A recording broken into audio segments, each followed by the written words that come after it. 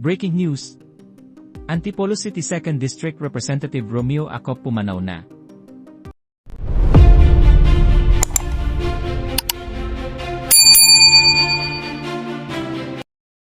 Pumanaw na si Romeo Acop, kinatawan ng Antipolo City 2nd District, matapos dumanas ng medical emergency sa kanyang tahanan. Sa edad na 78 years old.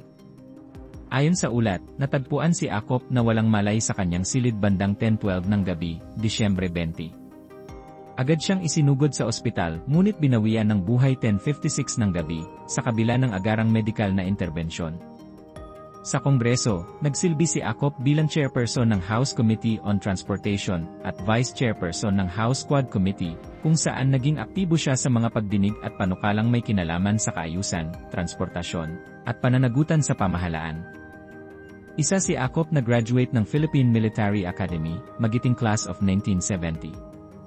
Nagtapos din siya ng abogasya sa Jose Rizal University noong 1986, cum laude.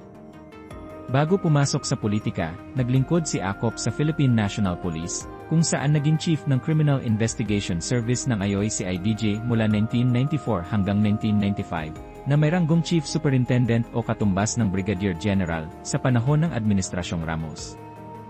At kung kayo naman ang tatanungin mga kababayan, ano kaya ang inyong reaksyon at komento sa balitang ito? Please comment down below at huwag na rin kalimutang i-like at share ang ating video. Thank you for watching.